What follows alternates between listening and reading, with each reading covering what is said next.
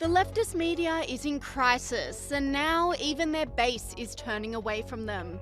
Whilst the hosts over at MSNBC were trying their best to bash Donald Trump's joint Congress speech in real time, the audience just wasn't buying it. CBS conducted a poll immediately after the speech, and it turns out that 76% of respondents actually approved of what the president said. And CBS's instant poll gave much of the same insight, with 69% of respondents approving of Trump's speech. To the results, what was your reaction to Trump's speech? 44% of speech watchers in our instant poll tonight say they had a very positive reaction to Trump's speech. 25% somewhat positive, 31% negative.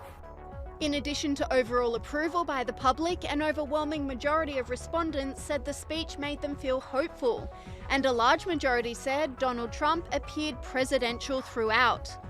Online commentators relished in the stats, with this person saying, CBS approval poll of President Trump's speech shows that 76% of Americans approved.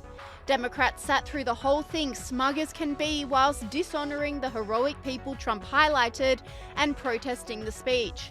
Dumbest strategy of all time. And this is where Donald Trump shines. Speaker Mike Johnson weighed in, saying the speech was not for the mainstream media, it was for the American people. And the polls indicated this. America's back.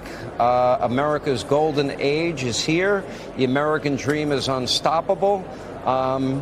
And a pretty amazing night. I would argue probably Donald Trump's best speech. I loved it, Sean. It was not a speech for the mainstream media. It was a speech for the American people. And I'm sure it was received as well at home as it was there by the Republicans and the audience up in the gallery. It was really shameful what the Democrats did. I mean, they really, it was quite a spectacle. They brought shame on themselves and their party.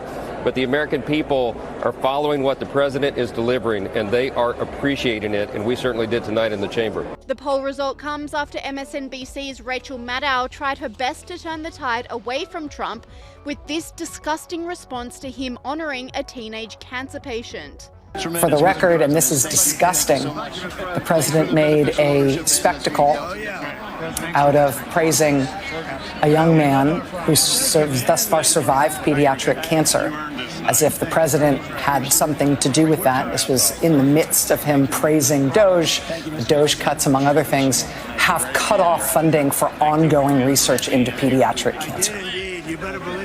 And her colleague Nicole Wallace doubled down on the tone-deaf commentary.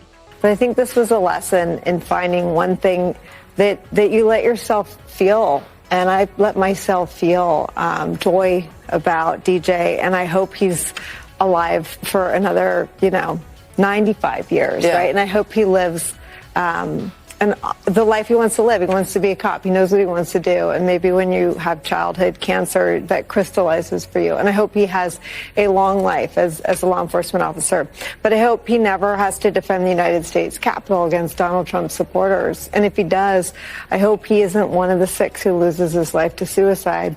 And I hope he isn't one who has to testify against the people who carried out acts of seditious conspiracy and then live to see Donald Trump pardon those people. And another interesting metric was taken from a Fox News poll where the live reaction from Republican, Democrat and independent voters on the issue of gender showed steady results. But despite the slight dissatisfaction amongst Democrats about this issue, it didn't seem to change the overall approval in the CBS poll. And I signed an order making it the official policy of the United States government that there are only 2 genders, male and female.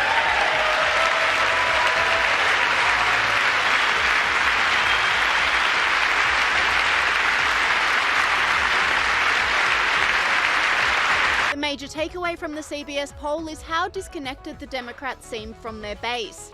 The Democrat members of Congress appeared stone-faced and incredibly disrespectful to the president throughout his speech, often acting like children, whilst the poll indicated that many of the same persuasion support the president. Piers, great to see you tonight. Now, you say that this speech cemented Trump's dominance in U.S. politics. Why?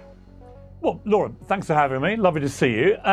Look, I think you summed it up perfectly there in your opening monologue. I mean, if Donald Trump could have scripted a reaction from Democrats to his speech, it would have been exactly what unfurled before our eyes last night. I was watching it live here in New York, and every time I thought they couldn't plunge any lower, they plunged a little bit lower.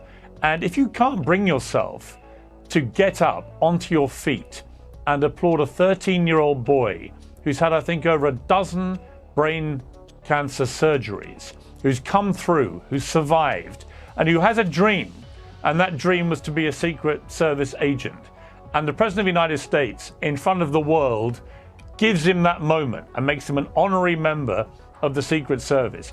If that doesn't move you, just as a human being, putting aside politics, to get up off your backside and applaud that brave little boy, wow. I don't know what does. And the fact that Democrats couldn't do that. Trump doubled down on this today, blasting the Democrats. He said the Democrats should lose the midterms based on their behavior at last night's joint address to Congress. All Republicans must use their behavior on men in women's sports, their very dangerous open border policy, high energy and taxes, and much else. Also, Republicans should utilize the footage provided on the total disrespect they showed to all of those that were honored that night, including young ladies who were killed by illegal immigrants, people with terminal cancer, etc. They didn't even have the common courtesy to stand, smile, or applaud. This could be, on analysing the full tape of this historic event, your full campaign to victory. In other words, Republicans can take what happened last night and win any race in the country. Good luck.